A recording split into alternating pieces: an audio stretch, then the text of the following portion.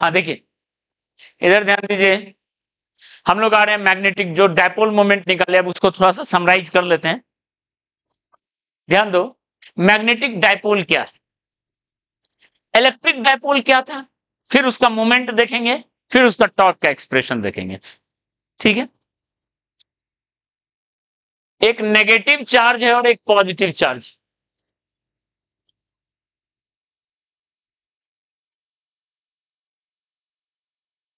एक negative charge है, एक पॉजिटिव चार्ज है, कुछ सेपरेशन पे था, उसको बोलते थे डायपोल। ठीक है, अगर ये मान लो 12 सेपरेशन पे था, इसको बोलते थे डायपोल, जहां डायपोल मोमेंट होता था Q×12 होता था, इसको बोलेंगे मैग्नेटिक डायपोल। तो सेम चीज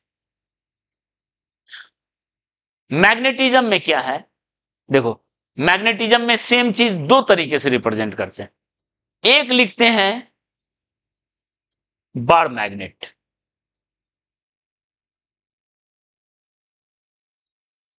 जहां इसका साउथ पोल है, नॉर्थ पोल है, नेगेटिव चार्ज रिजेंबल कर रहा है साउथ पोल ऐसा, और पॉजिटिव चार्ज रिजेंबल कर रहा है नॉर्थ पोल ऐसा, तो इसको बोलेंगे मैग्नेटिक डायपोल।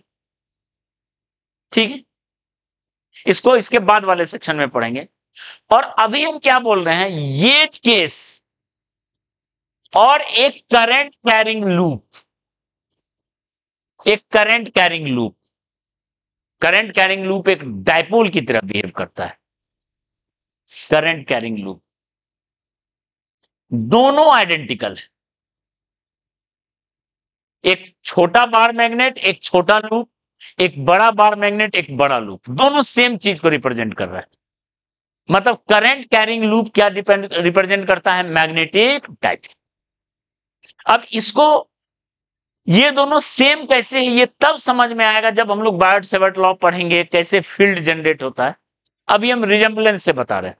एक करंट कैरिंग लूप किसकी तरह काम करता है, a current carrying loop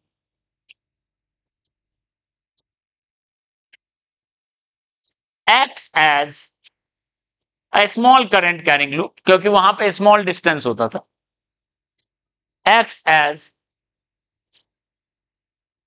magnetic dipole, वो मैग्नेटिक डायपोल की तरह काम करता है, and its dipole moment is written as m, that is equal to I into area vector. ठीक है, S is area vector.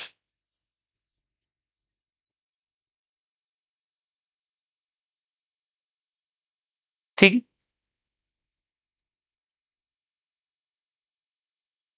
Unit क्या होगा मैग्नेटिक डायपोल मोमेंट का, ampere metre square, ampere metre square. ठीक है, अब इसका डायरेक्शन के साथ समझे कैसे है, राइट हैंड थंब रूल से डायरेक्शन निकलेगा। तो ध्यान दो, मान लो कोई एक लूप है, एक लूप है, ओके, आर रेडियस का, पर कोई भी लूप का डायपोल मोमेंट हो सकता है। हम एक एग्जांपल बता रहे हैं, कोई भी लूप कोई भी शेप का, उसका डायपोल मोमेंट हो सकता है। मान लो आर रेडियस का एक रिंग है, ओके, इसमें आई करंट रन कर रहा है, आई करंट रन कर रहा है, इसका एक डायपोल मोमेंट होगा। कैसे डायपोल मोमेंट होगा, देखो, अगर मान लो ये एक ऑब्जर्वर है, ये एक ऑब्जर्वर है, दो ऑब्जर्वर इसको देख रहा है, एक रिंग के उस तरफ से, एक रिंग के इस तरफ से।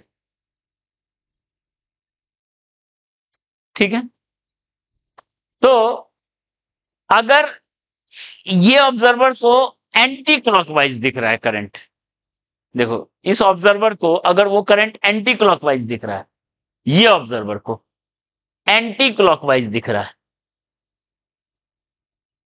तो ये ऑब्जर्वर को क्लॉकवाइज दिखेगा। अगर एक तरफ से लूप में एंटी क्लॉकवाइज करंट है तो उस तरफ से देखो तो वो क्लॉकवाइज करंट होगा, ठीक है, उल्टा डायरेक्शन हो जाएगा। तो देखो एस का क्या डायरेक्शन होगा, राइट हैंड थंब रूल, ये राइट हैंड थंब रूल लगाएगा एंटी क्लॉकवाइज, एंटी क्लॉकवाइज लगाओ उसकी तरफ है, तो एरिया वेक्टर ऐसे, ठीक है, सेम होगा एरिया वेक्टर। ये है क्लॉकवाइज, क्लॉकवाइज अगर घुमाओ तो क्लॉकवाइज में दूर, हम जो है right hand thumb rule, clockwise घुमाओ तो क्या होगा, दूर, यानी इससे दूर है देख लो, और इसकी तरफ। तो अगर कोई लूप में एंटी क्लॉकवाइज करंट दिख रहा है तो तुम्हारी तरफ है मैग्नेटिक मोमेंट, एरिया वेक्टर, या magnetic moment I into S है, यानी मैग्नेटिक मोमेंट भी ऐसा ही होगा, आई मल्टीप्लाई होगा एम। क्लियर है, एम का ये डायरेक्शन है, तो एम हो गया ये।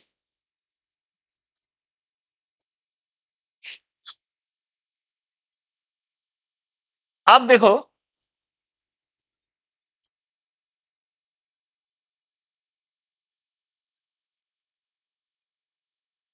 अगर मान लो, अब देखो यहां देखो एम का ये डायरेक्शन हो गया, एस का ये डायरेक्शन हो गया, समझ में आया, जहां एम का वैल्यू कितना होगा बताओ, आई इंटू एरिया कितना होगा, पायर स्क्वायर, ओके। अब मान लो उसमें एन टर्न्स है, इस वाले में एन टर्न्स है, N turns, I current, R radius, तो बताओ कैसे होगा मैग्नेटिक मोमेंट, हर टर्न के लिए घुमाओ, एक टर्न है मान लो एंटी क्लॉकवाइज है, इधर से ऑब्जर्वर दिख रहा है उसको एंटी दिख रहा है, तो कैसे लिखेगा मैग्नेटिक मोमेंट, एक टर्न एक वेक्टर मिला, अगला टर्न अगला वेक्टर मिला, अगला टर्न अगला वेक्टर मिला, तो यानी सारा वेक्टर देखो I pi are square, I pi are square, I pi are square मिलता रहेगा, ऐसा ऐसा कितना मिलेगा, एन एन टाइम्स मिलेगा, हर टर्न के लिए एक मैग्नेटिक मोमेंट। तो बताओ नेट मैग्नेटिक मोमेंट एम का वैल्यू क्या लिखेगा, N I pi are square लिखेगा, ठीक है, वेक्टर है, सिर्फ करंट इंटू एरिया नहीं करना है, हिसाब से लगाना है। अब बताओ अगर ये एन टर्न एक जगह नहीं रह के ऐसा है, देखो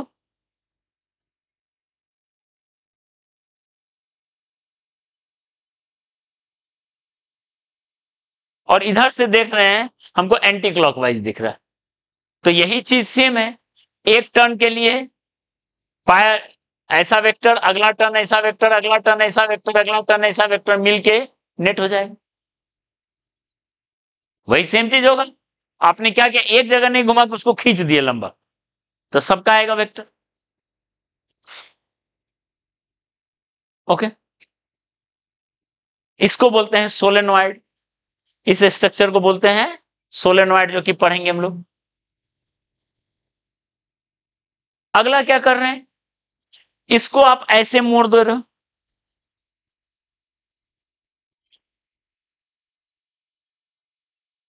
इसको बोलते हैं टोरोइड, ठीक है।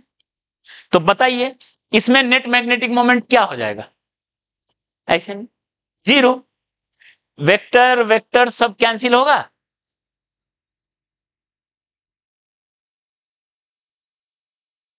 क्लियर है, यानी यहां नेट मैग्नेटिक मोमेंट क्या हो जाएगा, जीरो। तो ये वेक्टर है, ओके। और आगे बढ़ते हैं इसमें,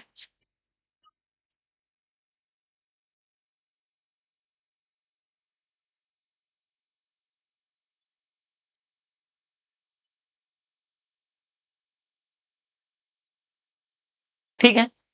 अब देखिए आगे बढ़ रहे हैं इसमें, क्या है कहानी, ऐसा कहानी है, देखो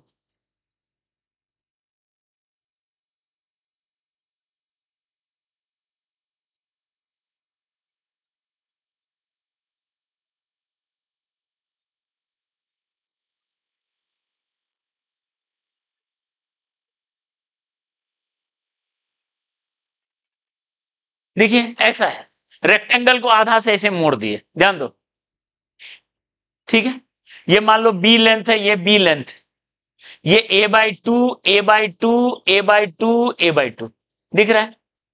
अब इसका मैग्नेटिक मोमेंट पूछा जाएगा, है वेक्टर, तो कैसे करेंगे? देखिए मान लो ऐसा करंट है, मान लो ऐसा करंट है,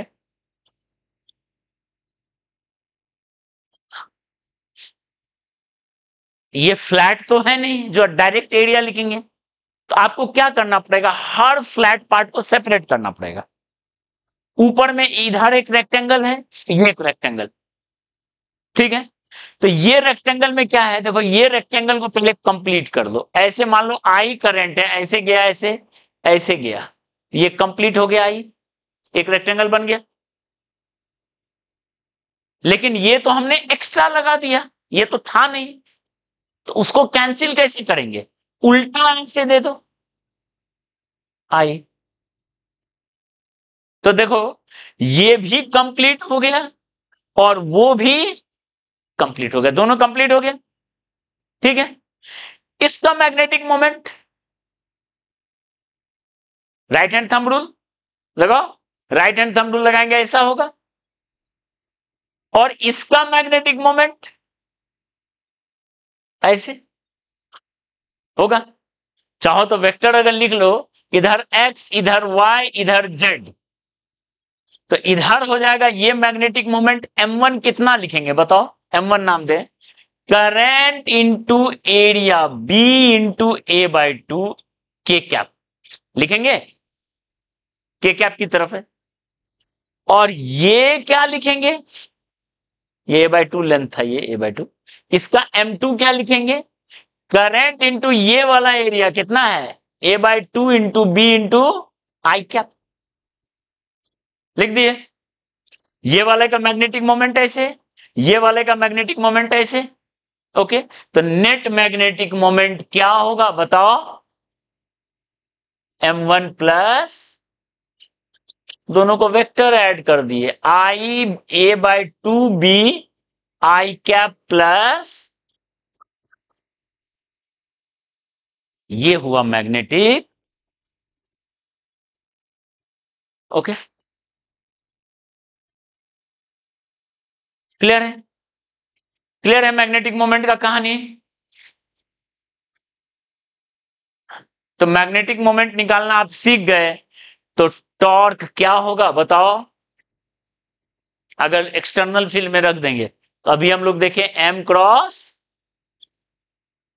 when placed in external field, when placed in external field, clear है। अब फोर्स मेथड से नहीं निकालेंगे, फोर्स मेथड से हमने डिराइव किया रिजल्ट को, सीधे m क्रॉस बी करेंगे, इसका मैग्नीट्यूड हो जाएगा M B sine theta, where theta is angle between M and, ठीक है, और डायरेक्शन कैसे, राइट हैंड थंब रूल, ठीक है। और अगर आपको याद होगा डायपोल में, तो डायपोल में जो टॉर्क लगता था वो पी को ई की तरफ मोड़ देता था, अलाइन करता था, तो सेम होगा टेंडेंसी टू, और इसको हम लोग आगे देखेंगे, ठीक है, tendency to align M along, M को बी की ओर अलाइन करने का टेंडेंसी होगा, ठीक है। एम निकालना सीख गया, एम क्रॉस बी कर दिए, बिल्कुल डायपोल जैसा। दूसरा पोटेंशियल एनर्जी क्या लिखेंगे, minus M dot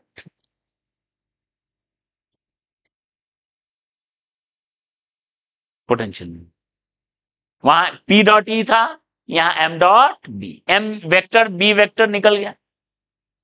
okay, potential energy मिल गया। तो वर्क एक्सटर्नल किसके बराबर होता था? कोई डायपोल को मूव करवा रहे हैं, रोटेट करवा रहे हैं, तो वर्क एक्सटर्नल जहां पोटेंशियल एनर्जी देखो तो क्या लिखेंगे? U final minus this is work done to rotate, move और डिस्टॉर्ट द, उस लूप को डिस्टॉर्ट करने में, मूव करने में, रोटेट करने में मैग्नेटिक फील्ड में कितना वर्क करना पड़ेगा। तो आप पहले इनिशियल पोटेंशियल एनर्जी निकालिए, फाइनल पोटेंशियल एनर्जी निकालिए। इनिशियल में क्या m है, फाइनल में मान लो मोड़ दिए, कोई रेक्टेंगल है उसको बना दिए सर्कल, सर्कल है उसको बना दिए ट्रायंगल, m बदल जाएगा ना, एरिया बदल गया तो m क्या हो जाएगा? बदल जाएगा। पेरीमीटर वही है, सर्कल का वायर वही है, बस उसको मोड़ते चल रहे हैं। एरिया बदल गया, एरिया बदल गया तो क्या हो गया? m बदल गया, m बदल गया तो क्या बदल गया? u बदल गया। तो वर्क डन क्या लिखेंगे? u final minus. ओके, तो चलो अब इस पे कुछ प्रॉब्लम लेते हैं हम लोग।